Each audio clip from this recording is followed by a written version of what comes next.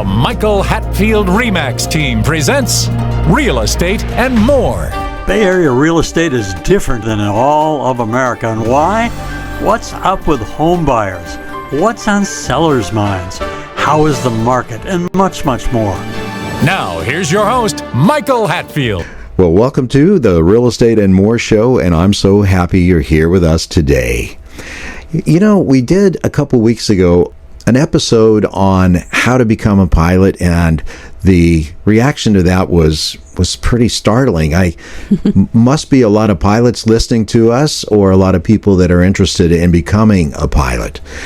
And having spent several decades in the profession, which I consider to be the greatest job on earth, I thought we'd just share a little bit more. And today I have my wonderful partner and my co-pilot in life, Nancy, here to again ask a few of those questions. Nance, hi, welcome back. Hi, Michael. Thanks for having me. It's always good. So, Michael, let's start with the first question. You chose early that you wanted to become an airline pilot as opposed to a corporate pilot or private. Or personal pilot. Yeah, exactly. So can you say a few things about that? Well, I can say a lot about that because to become an airline pilot, you're going to have some type of a background, whether or not it be a personal pilot, whether or not it be as a flight instructor, whether or not it be as a charter pilot, and whether or not you go through a co-pilot type process with a commuter carrier. I think that you'll go through that and you can stay in that particular realm of pilot job, professional pilot, commercial pilot job if you'd like, or you can continue on and, as I did, and set your goal early to become an airline pilot. It's not just an easy, hands-down thing, even though the times right now are really good for pilot hiring. So setting your target, being tenacious as anything, and being determined is so very important. And making that decision early is very, very important. So I learned the 4-step process, and that changed everything for me as far as success goes. Changed everything. Right. Everyone has heard about the 2-step. What is the 4-step? Well, you know, the 4-step process is a little process that I learned going through a pilot ground school decades and decades ago. It's number 1 step, see your target or your objective clearly. Number 2 is plan a checklist or a set of steps to do each and every one of the items that will take you to your objective.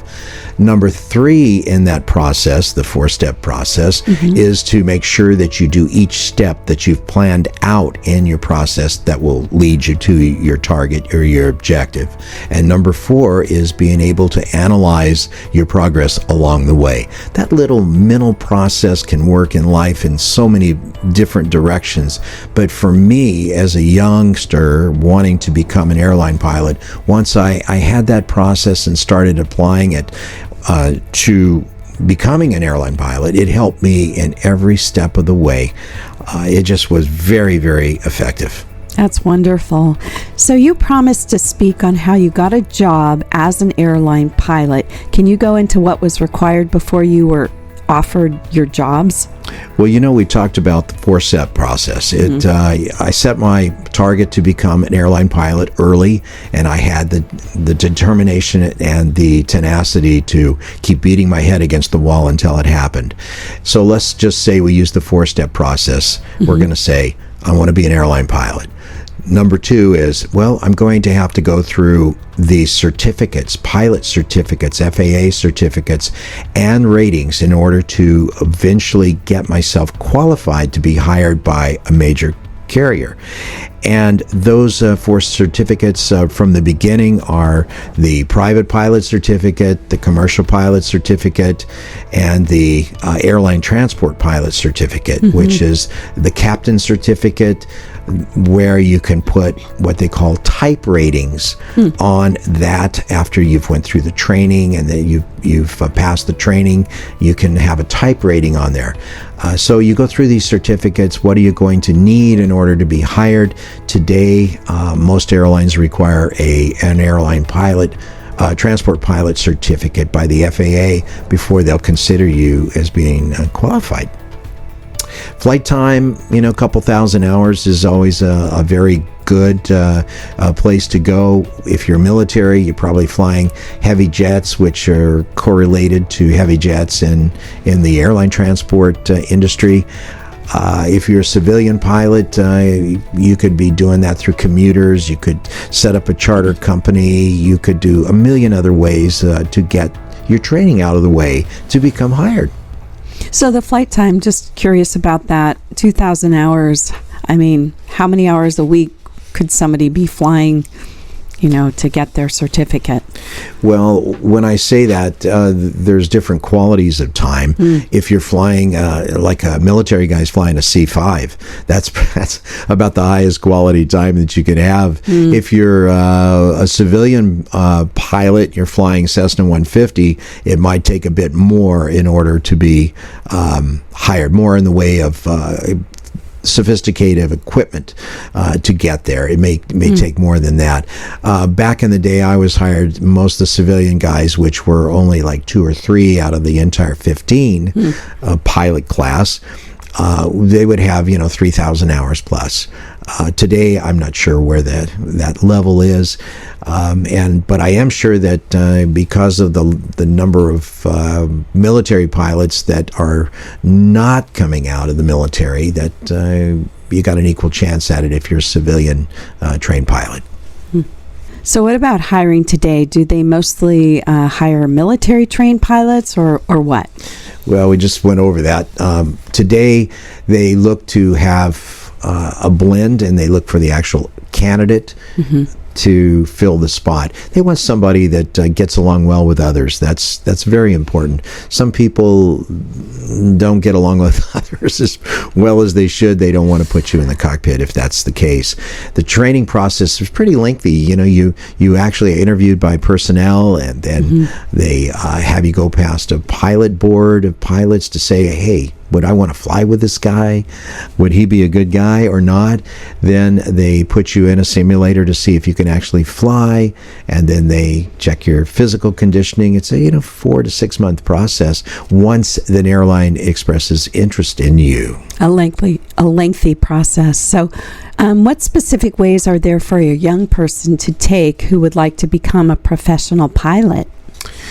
Well, it depends if you want to go through military. If you want to hire on with the military and get your training through them, that's a very good step to get, pathway to get to the hiring process at an airline. You could also go to like Embry-Riddle, which is an aviation type university, and there you're able to not only get your college degree, which is a requirement that all airlines require, that you have a 4-year college degree. Then you could gain your experience going through your ratings and getting through the commercial and through the training on multi-engine. And if you're going to build your flying time as a flight instructor, you get your flight instructor certificate and start training others, which you can log as pilot in command. I did a lot of that before I had the air charter company, and then I built flying time with the air charter company. It's a very good way to go. Some people, they get hired on once they get out of Embry-Riddle, and they fly for a connection carrier to feed the major airlines, and they build up a lot of multi-engine time flying that direction and going that pathway. So is the process different to become a corporate personal pilot than to becoming an airline pilot? And if so, how? Well, you have to be 23 years old to gain an airline transport pilot certificate. You need a minimum of 1,500 hours. Then you pass a written test, and then you pass an oral test, a verbal test, and you demonstrate to these parameters that are prescribed in the FAA handbook for that rating.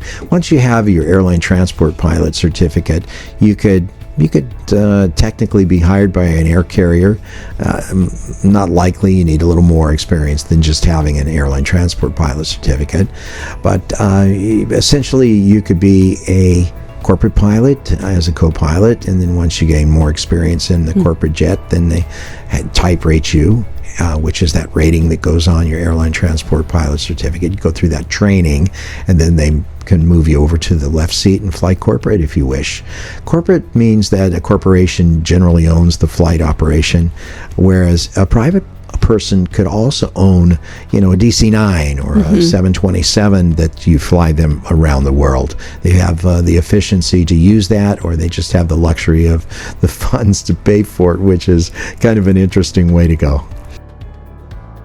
We're going to take a short break. We'll be right back. RE/MAX. And here's Michael Hatfield. Business owners, have you considered how important the appearance and impression your offices make to prospective customers? Appearance and impression are critical to clients, thus to your overall success. If your company could use that warm, inviting, and welcoming appearance, I have an amazing complex of offices just listed for lease in the quaint town of Danville. Freshly remodeled, meticulously built, the 3,700 square foot space enjoys incredible street exposure, front and side entrances, abundant parking, reception, conference room, 11 individual offices, even a team member kitchen.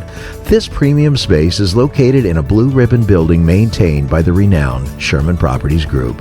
Waste not 1 minute. Call us now. Get help with buying or selling by calling the Michael Hatfield RE/MAX Support Team at 1-800-800-5763. That's 1-800-800-5763. And now, back to our show. So what if I were to invest in this career by achieving all the certificates and ratings and all of that, and then not get hired by an airline? What might I do? Well, there's a danger of that, Nance. When I was talking about it the other day, I was walking with a good friend, and I was talking about it the other day. I don't know, but I felt with the airline thing and my direction and determination and tenacity, I was just in a mind state that was not going to take no for an answer. I did interview with several airlines, which was the norm, and it was typical back in the day, and they said no, and then you keep beating on the door and you re-interview, and then you get hired. It's a numbers game, and you go through this process, but it's definitely possible that you could go in and you could invest your life savings and not get hired by a major carrier. Right now is a very good time to go through and get your training. It's going to take a few years, and then have a good chance of being hired by a carrier. If not, you could always go sideways and fly for a private individual that has a really nice airplane, or you could go for a corporation and fly with them. It's always a possibility for you to do, because once you turn 65, you no longer can sit in the captain seat of an air carrier. That's it. The maximum age for a Part 21 airline captain is 65. You have to retire from there, but you could still fly privately under FAA Part 91 for a private carrier or a commercial operation, a corporate operation. So you can always go back and do that too if you haven't had enough flying and you're 65 years of age. So there are options, taking it all the way through. There are, absolutely. So You're listening to the Real Estate and More Show, Corporate and Personal Pilot episode. I'm your host today, Nancy Hatfield, and now let's get back to our guest. Well, I'm here. What are you going to ask me? Okay, so in airline flight operations, what do you do if you have to fly with a co-pilot that you don't really like? Well, it does happen rarely, but not that often. In fact, very rare.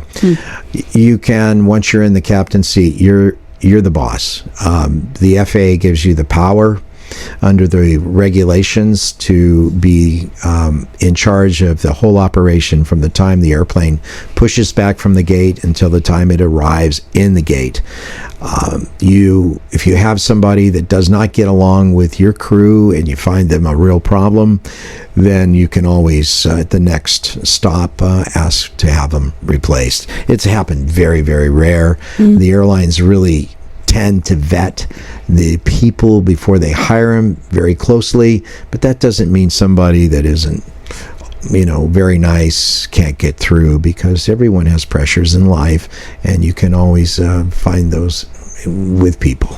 Life circumstances for sure can happen, Absolutely. but I know that they train and probably help you with the, getting along with others in the cockpit and all of that. But anyways, how does one gain the experience he or she needs to be hired as an airline pilot? I mean, just, quickly on that. Yeah, as we touched on before, military flying experience. You could do civilian training through a university like Embry-Riddle, achieve your ratings and your certificates there. You could get one's own training for your certificates and ratings and build your flying hours, flight instructing, flying charters, or working for a connection carrier, as we talked before. Right. You could start your own airline. That's what I did. It was when I say airline, it was a small operation, but yet at the time we were so blessed to have been able to fly people that are VIPs, corporate individuals. We flew lifeguard flights for medical institution, carrying some of the first heart organs for Stanford. And that was really something to be quite candid about. One of the most rewarding types of flying you'll ever do is to do lifeguard flights for people. I bet. So what is air charter? What type of aircraft are used for that purpose? Well, air charter means that Nancy wants to go from A to B. She can find a Part 135, FAA Part 135 air charter company in the yellow pages or on the Google or whatever. Call them up and say, I want to go from A to B. And they'll say, well, what kind of airplane do you want? How many people? When do you got to go and set up this operation? You could show up at the airport, go through the security process, which is not as great as airlines, and then pay for it. Okay. So can you talk about the fuel that is burned in an aircraft versus an automobile? Can you talk a little bit about that, please? Yeah, a lot of people say, oh, you're burning so much fuel and it's so expensive. Well, in reality, it's not that way. The fuel that a transport aircraft burns compared with an automobile is pretty enviable. Let's just take a 767 Boeing, burns about 13,000 pounds an hour, or 2,100, 2,200 gallons an hour, and equates to about 8 gallons per person per hour. So you travel 535 miles in 1 hour, where in a car, to travel 535 miles, it would take you at least 8 hours, and then you'd use roughly at least 27 gallons of fuel. Interesting comparison. So what are lifeguard flights and how are they done? Lifeguard flights are when a person's life is at risk and a patient has to be transported to a medical facility. The life is at risk. So also organs for transplant have to be transported from a donor as well. And as a pilot, there's nothing like the immense sense of helping one, get from point A to point B when there's medical urgency involved. Thank you. So for more on lifeguard flight operations, see or hear another episode entitled Lifeguard Flights Present Hope with a Transplant Coordinator. That's Lifeguard Flights Present Hope on www.myrealtalkshow.com. That show is audio only on www.myrealtalkshow.com for great insight on helping others in the lifeguard flights field of aviation. So, Michael, what was your favorite aircraft that you flew, and tell us why?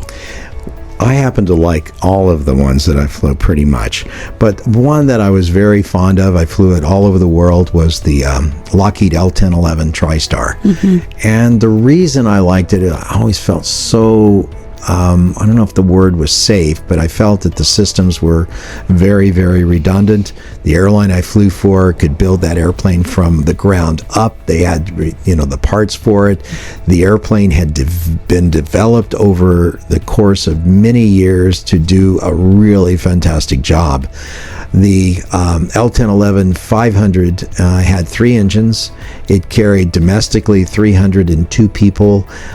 Internationally, it was like 245, if I remember correctly.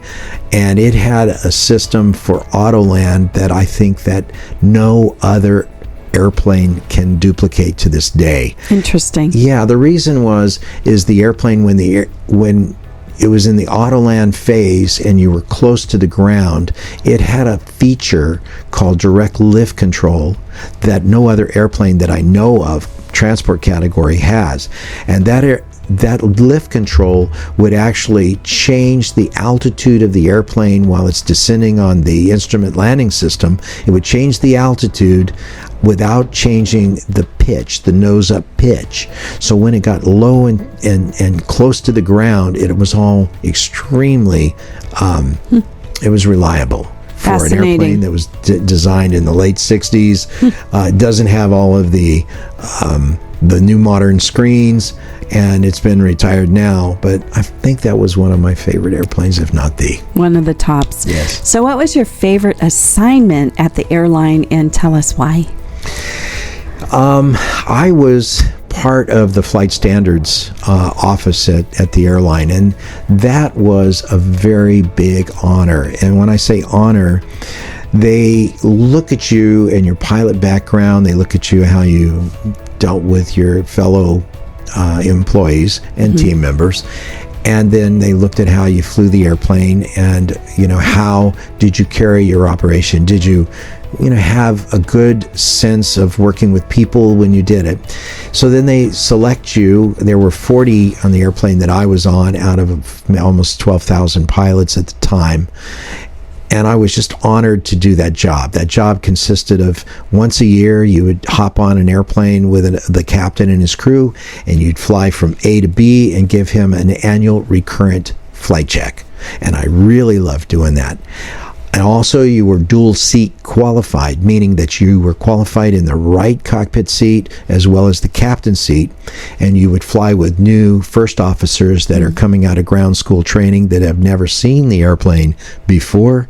And you would fly with them and for a period of time, and then once they were safe, you would sign them off to fly with any other captain in the system. The same with captains. You would work with captains, you'd fly with them, you would be in the right seat, they'd be in the left seat. They'd never seen the airplane before, and you would work with them to develop the skills necessary to carry passengers safely. It's a very, very effective system, and it was a very great honor for me to be part of that flight standards office as an FAA designated jet pilot. Yep, that's awesome to hear. I know you really like that. What did you like most about the airline pilot job, and why? Just generally speaking. Well, that's kind of interesting. I was talking with my friend Pat Vitucci the other day, and I was telling him, I said, in real estate, people, you have to prove your worth. You have to prove to them.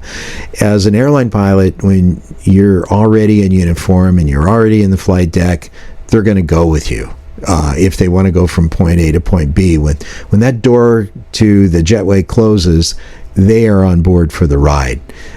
When you choose your real estate professional, it's important that you choose someone that you can count on as well.